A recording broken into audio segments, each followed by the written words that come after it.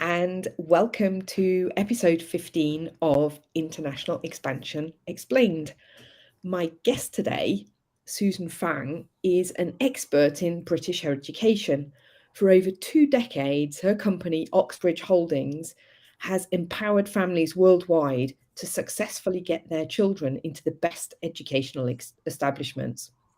And as the founder of Oxbridge, which is East Asia's earliest and most successful education consultancy, her company represents 120 UK higher ed institutions and 400 K-12 schools, and her team is really in tune with what the schools and universities want in an ideal student. With her inside knowledge and expertise, Oxbridge helps students get into their desired UK schools and universities with confidence and ease. Welcome, Susan, and thank you for joining me today. Well, Catherine, thank you. Very delightful to be here. So, I always like to start out by asking my guests, how was it that you got into international business, and how did the route look like to where you are today? Because that is often really an interesting tale in itself. Okay, like to start with that. So I'll say it all began with a good intention to bridge a knowledge gap. So what I meant was arrived in the UK in 1988 as a young teen with my family. So as a Taiwanese, we were a bit of an anomaly, as the majority of my fellow citizens looked to the US for work and education.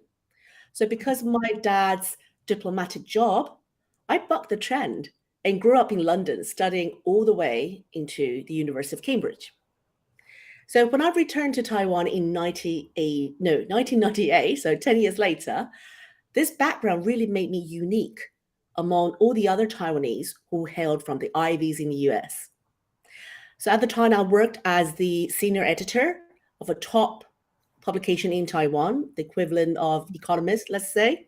Okay. And soon enough, I realized I was increasingly known as the go-to person among Taiwanese CEOs and managing directors to ask about UK education, life, and businesses. So that's when I saw there was a gap in the market. And I just took the plunge and set up one of the earliest UK-focused education consultancy in Taiwan. A few years down the line, later in 2006, I took the business to China, which is a much, much larger market. And as they say, the rest is history. Well, So maybe that's just a short background, my background. yeah, that's the short version of a couple of decades, I know.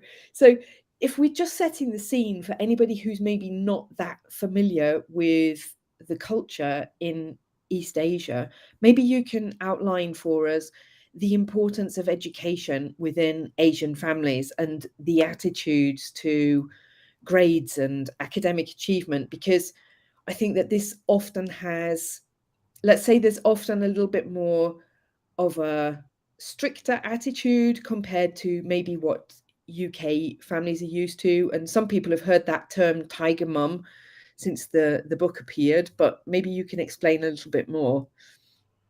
Okay. I mean, do we have 2 hours? It's going to be a long story. I'll try to be succinct as possible.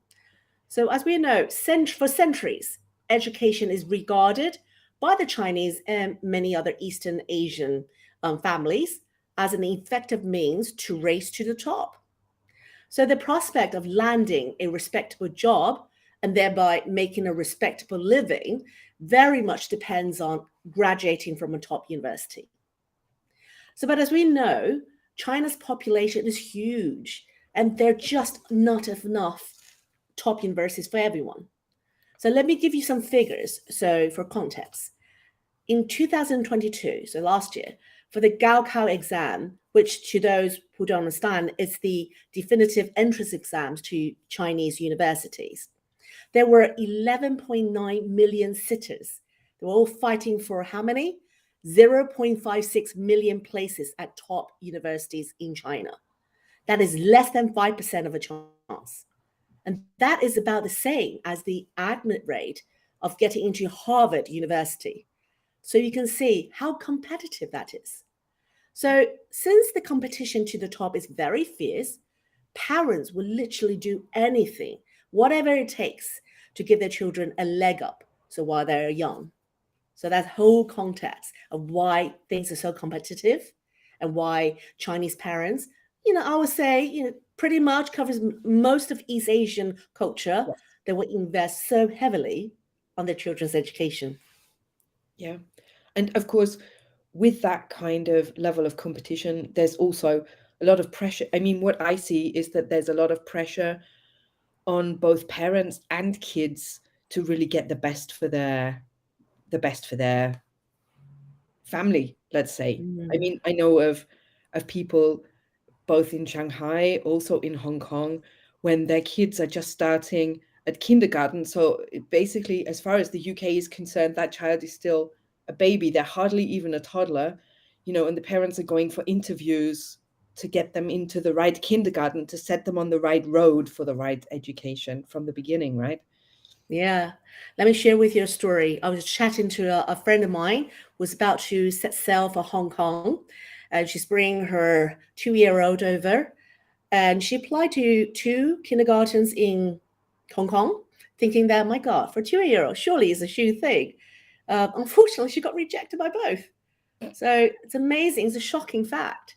So Yeah. there's a lot of kids out there who want to go into the really good ones.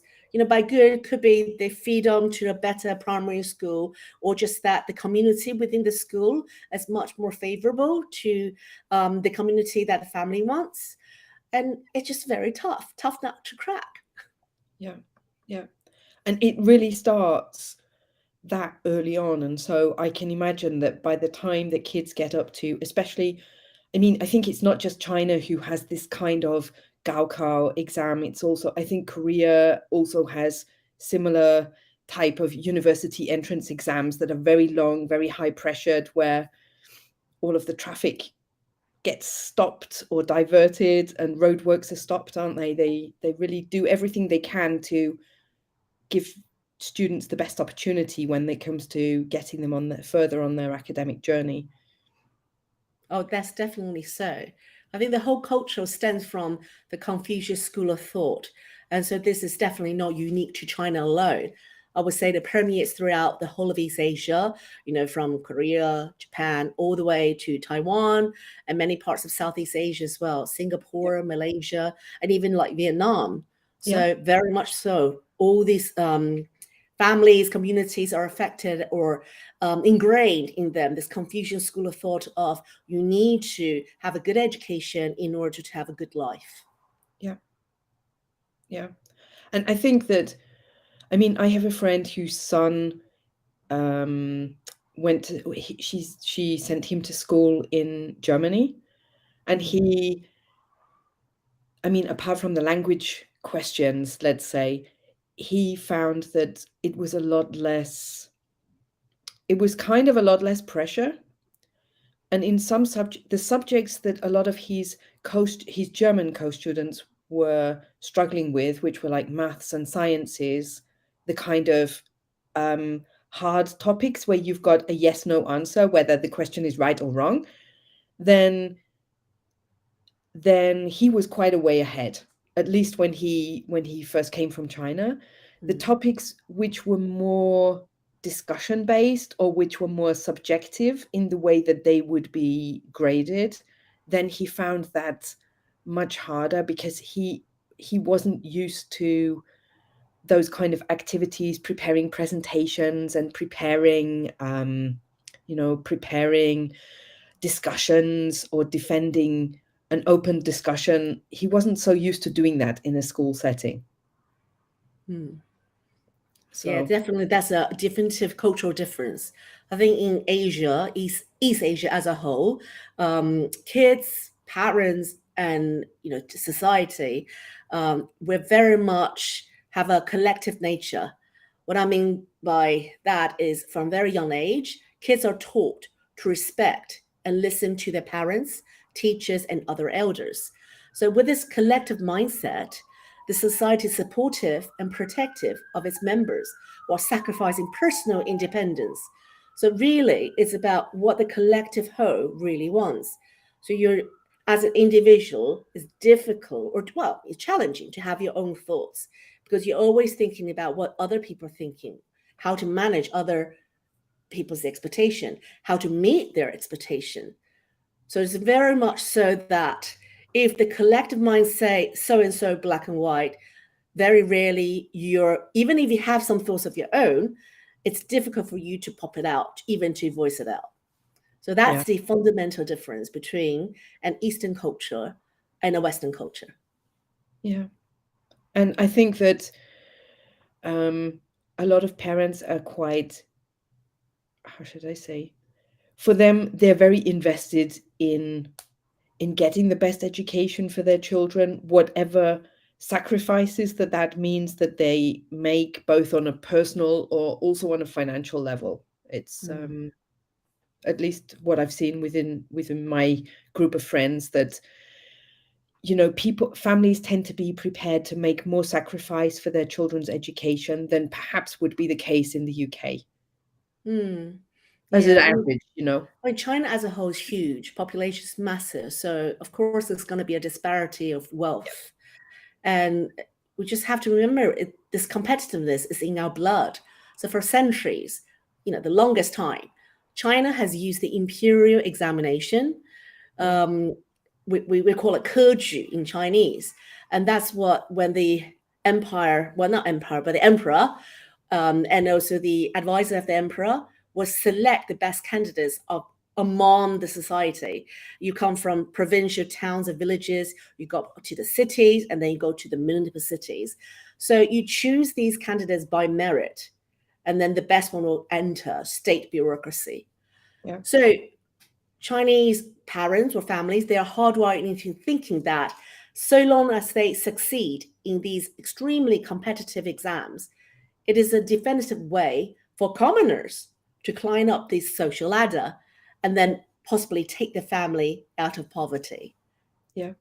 And I've seen that as well. Actually, the very first time that I went to Asia, um, for work, I was taken by the importer in Vietnam to the site of the first imperial university in Hanoi, which at that time, Vietnam was let's say, a Chinese colony at the time.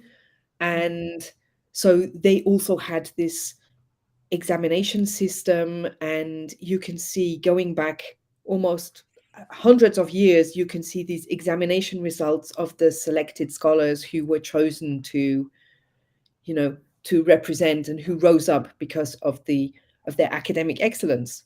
So yeah, it's really something seen. So I know, though, that you also have connections, academic connections, in some countries who are not, let's say, so much under Chinese influence. Like, I think last year you had some events in the Philippines, if I remember rightly, and so on. How do you see the cultural difference between the countries? Because when you look historically, there have been some countries who've been European colonies within the Asian region. You've got some countries who've been, let's say, they've been part of China at different times, or they've had Japan as, let's say, the occupying power or the occupying people at the time. There's a lot of intercultural influence. And how do you see that working out now, or how does that play out now into your business? Oh, I think definitely there is a sense of affinity going on. I would say the whole of East Asia, aside from Hong Kong, um, all the other nations, the youngsters and the families have this tendency of putting USA as their number one priority. Now, Hong Kong has traditionally had that connection with UK, so Hong Kong prefers to send their children to UK. So that's the general context as a whole.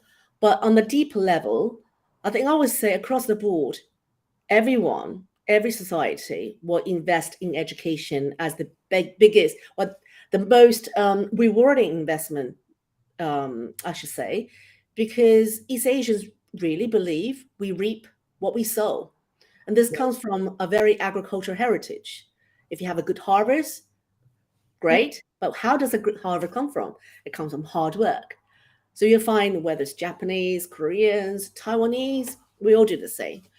And then aside from the US, UK division, there's also a sense which nations would aspire to be more Japanese, I should say. Taiwan, for example, will be a typical incidence, having lived under the Japanese occupation for 100 years. I think even to these days, a lot of the older generation still regard the Japanese times as the best time of their life, because the Japanese brought irrigation, sewage system, lots of architecture in Taiwan, even to this day, has Japanese influence. Yep. And we're not just talking about the heritage, but more of the modern way of putting bricks together. So a lot of infrastructure, good ones, were left from those 100 years of occupation, which sort of translates to the elder society reminiscence about the Japanese good old time. So I find it interesting, just fascinating. Among the young generation nowadays, they aspire to go to Japan for holidays and possibly Korea as well, because K-pop and lots of cultural influence. Yeah, and that's it's always been there, and that's very significant in the Taiwan society, for example. Yeah, because when I was first working in Asia, I was working. The two main markets that I was working with were Taiwan and Vietnam. So that was how, that was where I kind of started out learning more about the culture and the way to do business. And it was always very interesting. So for me, it was I was working in those countries, those markets for maybe 7 or 8 years before I ever visited China, for example. So when your students come to the UK, what do you think, which are the things which for them are the biggest culture shocks that they experience? Okay, great question that is. Okay, I think I'll narrow it down to 3 categories. First type is, I mean, most students come to the UK to study, right? So education is a big goal. They need to get their degree, get their certificates, and possibly return home, glorifying the process. But often, as I said, in the sort of Chinese and possibly East Asian context, why do kids go to school? Why do they go to universities? They need to get to the end goal, which is to get a degree, to graduate. So they see that as the ultimate victory. They need to have that. And often they just see that as the definitive goal, thereby ignoring the whole process. Now, in a Western context, UK particularly, process is just as important as the end goal. Yeah. So that's a very conflicting kind of narrative and mentality. So I'll give you an example. Chinese students, or majority of Chinese students, are very good at maths, right? We're all like mathematics whiz kids. But we often do a lot of things in our minds, so arithmetics, we don't even have to write it out, and we could just, narrate the times table, for example. Whereas here in the UK, even at the fundamental way of teaching maths, you need to write out the process. So something simple as 9 times 9, Chinese students, 81, yeah? But for a Brit or for a Western kid, or a kid who has been educated in a Western school, they might have to write out 3 lines of processing to really dictate their thought process. Whereas for the Chinese kid, they just jump straight I to would the be answer. just like 9 times 9 is 81 because Yeah, I yeah. learned it like that as well. But I understand that in other things for sure, that I know that I remember back to school with like A-level maths and the like, that it was always that question of make sure you show your workings, because if you have a mistake in the final answer, even if your process is correct, you'll get some of the points. That was always let's say that was always the thing that we were taught. Yeah. So in a Chinese sort of exam, you don't get the right answer, you get nothing. So it's all or nothing. Whereas in the UK or Western part of the exam, at least you get some effort mark, yeah, if the process is correct. But maybe just through sheer errors, you get the wrong answer. So I think that's number one clear difference, that for East Asian kids coming to a Western education system, they have to remember to elaborate a little bit more about the thinking process. And honestly, by doing so, it helps them realize the process is just as important. And also help them realize, like Rome, you can reach Rome in different ways. It's not just one A to B. You can do A and to C, do a detour and come to B. And that kind of thinking process has not been instilled in the youngsters of the Eastern culture. I mean, another example would be like preparing for art portfolio. Often you get kids from the Far East present to universities in the West with immaculately presented art portfolio. Everything is a final drawing, but there's no, the teachers have no idea what goes behind it. How did it start? Where was the original idea born? Mm-hmm. They like to see something handwritten or hand drawn on a piece of tissue. They want that to be documented because that is the birth of the original idea. Whereas in a Chinese and the Eastern culture, that's ignored because that's nothing, because that cannot be presented as a final perfect product. So Although I think if you look at it, a Da is Vinci just as important as results. It's what yeah. the first thing that East Asian kids have to learn. And especially if you look at Da Vinci pencil sketch of something that he later painted, these days would also sell for millions probably.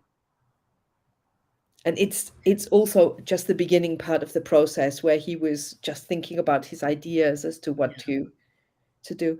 But do you find that kind of complete focusing on the end goal also applies to this whole method? I mean, especially in the UK, I feel that this experience of going to university is seen by many UK students as an end in itself.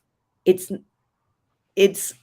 just as the experience that you have in your university years is also almost seen as being as important as the certificate at the end. So is that also something that you think the Eastern Asian students that you work with, that they also need to learn to, let's say, enjoy that part of the process and not just focus on their end grades and their end goals? Oh, definitely, definitely. I mean, throughout the years as an education consultant, and it's just my whole team has experienced when young students come to the UK, go to the US, they think as long as I graduate, it doesn't matter how I maneuver in between. And then often forget, oh, for example, Christmas is a big holiday in the UK as in the US. It's just as important as, say, Chinese New Year to the Chinese society. But they will take off earlier than Christmas, and they will not stay in the UK to celebrate with their fellow student friends. They will say, well, that's nothing to do with studying because term has ended long before that, maybe beginning of December. Therefore, I just go home. They forget that by staying behind, they learn a different dimension of the UK culture or the US culture, and they lose out. Yeah. And from the sort of UK point of view, possibly some of the schools and university will feel disheartened, thinking these East Asian students do not respect their holidays. Just imagine if the wheels turn the other way. A Caucasian go to China or go to Taiwan for study, and they leave right before Chinese New Year, thinking, oh, term has ended. Therefore, my responsibility as a student has ended. I do not need to stay behind because that celebration of your local custom and culture is not part of the university deal. Yeah. Yeah. It's a point, and I think also this idea of networking and really getting to understand the culture, so that it's also a important part of your learning for later, isn't it, for your future career?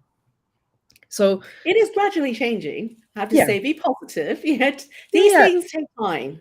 yeah, I mean, when was Confucius born? Centuries ago, right? And all this time, it has really been ingrained in our blood, in our system. And it will take centuries for this to gradually. I mean, we don't want to elicit this culture 100%. We just need to integrate it a bit more with the West.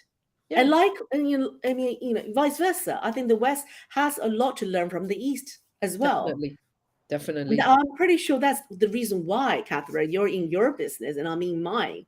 Because ultimately, what we want to build is a better understanding between the East and West so we can all live happily and while doing it, do some business, right? Definitely. So, so focusing on the end goal rather than also thinking a little bit around the process and demonstrating the process would be your first point. You mentioned you had 3 points that you wanted to Yes. mention. Oh, So okay. Yeah. Yeah. My just to bring second you back point. to the Second point is about communication. I mean, you mentioned a little bit about that as well. Um, Again, I think it goes back to Confucius' sort of school of thought, because we are, as a collective, we often don't have an independent or individual voice. So in class, it's very rare for East Asian, Chinese, Vietnamese, possibly Koreans as well, to raise their hands and just actively participate in discussions.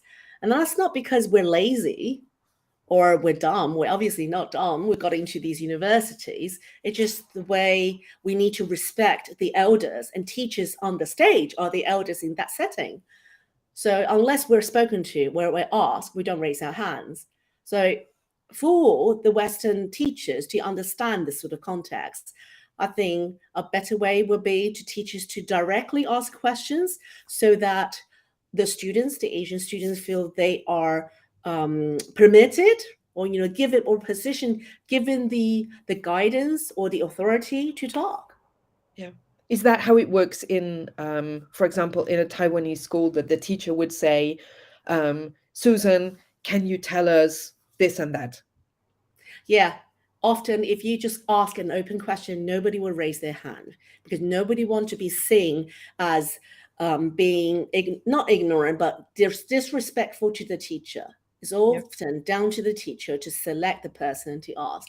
So, Mm. teacher is so important. They have to remember who they've asked before, and the next one, and everybody gets a turn. Yeah. No, it's good to know because that's something similar to if I'm in a business setting, for example, it's a similar thing that you have to know who can I ask that question to, Hmm. that they're going to give me an answer and they're Yeah. not going to So it's feel like that maybe giving they're the going to giving lose the face by permission for answering. people to speak out. Yeah. That is culturally more acceptable. Yeah. It's so that's the And I second think I point. have a third point just to answer your question about the biggest culture shock between East and West for students. Food. It's got to be the food, isn't it? East Asians, we eat rice. We don't really eat potatoes or bread. And I think an important key issue would be we like our food served hot. Yeah. So in a Western culture, especially lunch, people are very used to a cold salad or a finger food or a sandwich. I think for even for me, I've lived in the UK for 30 odd years. I still like to eat something warm, especially during the winter. Yeah, warms my soul. I, I think maybe there's a part of me that is actually Asian because if I was given the choice, I would eat a warm meal 3 times a day as well. So Yes. that's And food, even though we might say it's such a minor thing, it is not. no, it's I not. It's not because there is nothing if you have, and especially for young people who are not, let's say, maybe so experienced as to know that okay, I can do this or I could have this other alternative, but if the food doesn't work out for whatever Mm, reason and you feel, then that can really drag down the psyche. mm. It's really depressing if you feel over a longer period of time that you're not getting the food that you actually need in order to have your energy and to feel happy. So it's a The really way to a important part student's of heart learning. is through their stomach. That's Yes, what I always say.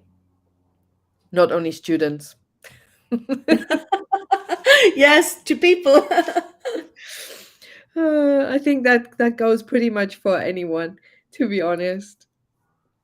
So, having said that, the students and their culture shocks, how does your process look a little bit? when you're working together with, I guess you started out with higher education establishments, right? To smooth that entry process for both sides so that both sides are feeling satisfied with the arrangement and both sides feel like they've got the best of both worlds. I mean, this is Yeah, I lots of think universities these days, I think they have branches, don't they, in mm, Asia. It's no, we always have. I mean, I think it's not just education. This goes the same with any products you're trying to sell. We always go back to the original question of why. Why would someone buy your product or your service? It must be because they have a need, they have an itch, they have a pain point, right? Yep. So for East Asians, why do they want to send their children abroad for education? Is there something that's lacking in their home country? And what is their ultimate goal? So I think that's quite important to define. Yep. Nowadays, let's just try to stick with China, for example. Chinese families have lots of choices, Yep. even though there are very few top universities in China as compared to the population, still there are top universities, right? Yep. And if you're top students, if you're able to get into Tsinghua and Beida, why would you go abroad? It's the same thing in the UK. If you can get into Cambridge, Oxford, I'm not saying they're the best university, but if they fit your need, your profile, and you're gotten, why would you want to move across the ocean to someone else? Yep. Right? So try to define that reason and really pitch to the need of your target audience. I think that's quite important. Ultimately, everybody wants to get a certificate, a degree, but is it to help them to get a job in, say, UK, USA, or is it to help them to get a job in China? So I think that's quite different. Then we Mhm. see a lot of universities in the UK, they talk about employability being 99%, 100%, but much of it is quite irrelevant to the international Yep. community because they only measure their home country students. And the reason of that is because they haven't tracked the whereabouts of the international students. But these days, not everybody's made out of money. You No. do need to work and to regain the investment you put into the education. Mhm. So I think job prospects is important, and knowing where your graduate is going to end up is key to how you define your original message. Yeah. So really define your target well And and is to that understand something, what their ultimate goal. sorry, I didn't mean to interrupt. Is that something that you also um, help UK universities with, that's making suggestions as to how they can, let's say, how they can refine their approach when they're talking to overseas students or overseas markets generally? Oh, definitely. I mean, what my company does is not just merely recruiting international students. So the recruitment is like sales, right? So we have funnels, we have our own channels to get the students on board. But Mhm. before we sell, we need to really understand the product. And Yep. if we, as a local professional and local guru who understands the market in China, come back and tell our university this is a product we just can't sell, no matter how much you push, how much incentive, it just does not fit the needs, then we can't do it. So it always go back to, before you start selling, we need to have a conversation about what are the potential here. University and schools might give me 100 products, as in programs. I might go and say, I'm so sorry, I can only do two. These two are there is a definitive need there, but the other 98 not suitable for China, but could be suitable for Vietnam or Korea. We could do it elsewhere. So you can't have the same product and say blatantly and blanketly sell it everywhere. But who is it that you are, for example, who is it that you are, let's say, selling to? Is it the students themselves or is it the parents? Oh, that's a fantastic question. Once again, this is where your messaging comes into place. Now, if you're talking about universities, master's students, for example, they're 23 and above, they are adults, and clearly some of them probably have had 1 or 2 years work experience in country. So of course you talk to them directly, Yeah. right? But if you're talking about undergrads, these 18 years olds or even younger, because don't forget, for Chinese students come to the UK, they can't, most of them can't go directly to year one undergrad. So you've got to go through a what we call an international foundation studies. Mm-hmm. But who is actually behind the decision making? Not just students. I mean, sure, these Gen Zs have a lot of their own thoughts. You know, they're quite sort of into what they want. But ultimately, who are paying for the fees, who are paying for the whole expense of the journey, is the parents and possibly even grandparents. Yep. So Quite possibly the grandparents as younger well. you are targeting in terms of the student age, the more you have to wrap around this messaging with the whole family, parents, grandparents, could be even aunties and uncles. Yeah. That's very true. Yeah. And how do you, let's say, how do you facilitate that process? Because I mean, I see it that you're a little bit like me with a consultancy. You're always, if you're working in any kind of consultancy position, you always kind of have two clients. You have, on the one hand, the one who's actually paying you to do a particular job, and you, on the other hand, you have the other side, but somehow you are the bridge between them. So how do you kind of bring those two together in the best way, or which is the That's my trade secret. um, see, I so only want to know this for myself so I can be the super seller, sure, sure. I mean, student recruitment, it's a big business, and it's not just UK. It's big in Australia, big in USA, and increasingly so in European as well, European countries like Netherlands.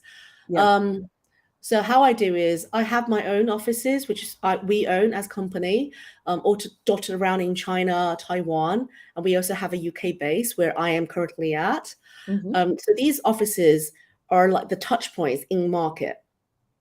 Yeah. They will go out, there's a sales divisions that go out and talk to students, talk to families in our own way, our own sales funnel.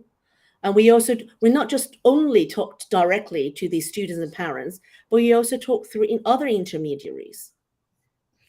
Other intermediaries could be immigration advisors, because Hmm. we all serve the same sort of type of clients. It could be travel agencies. Yeah. It could be high-end wealth managers, private banking people, because again, we serve the same lot of parents and then clients. So everybody bringing different kind of client needs, and we try to fit around our service to help them to reach our university clients. And university clients is where our other teams, say, if it's for the UK, my UK team will go out and talk to unis and schools and really get to know what their needs are, which programs they hope to promote, any new things, new development. Is there any diversity they were trying to achieve? More Chinese this year, less Vietnamese, or vice versa. And then we at the middle trying to match the best fit. Yeah. Yeah. I think Not a people, complicated process, to be I was going to honest. say, I think people underestimate just how complicated and just how many moving pieces there are in it, because Mm. it's not just a case of finding somewhere that finding the right school that suits the right student, which is a very personal thing. It's also all of the technicalities that go with it, and all of the, I suppose, all of the support afterwards once they come over. It's not just a tick the box and I finished with this student, because you're dealing with people, not with products in the end. It's No, you got it just right. People are humans. We're flesh and blood. This is nothing like selling a high-end car or even selling a property. yeah. Because at the end of the day, they don't have a soul. People do. And yes, these are high-ticketed product programs we're selling, because on average, a Chinese student will spend, if they're at a school, the tuition would be £35,000 a year. And then it's time, how many years? 7 years if you're in a boarding school, right from the age of 11, possibly. And the university, on average, every year you'll probably spend at least £30,000, and that's 3 years. Yeah, so it's a big investment from a family point of view. Yep. Huge Yeah, investment. so they need to think carefully. But most importantly, these kids, they are only 18 once in their life. If they get around, they can't, very rarely they'll go back and do it again. Whereas if you buy the wrong car, buy the wrong house, you can move, you can sell, Yeah. right? Yeah. But kids can Exactly. never relive 18-year-old. Hmm. And that's why it's so important for us as a consultant or as an agent or in between. At the end of the day, yes, as a business, we need to be profitable. That's how we grow. And then once we have more profit, we can do more things and expand and become successful.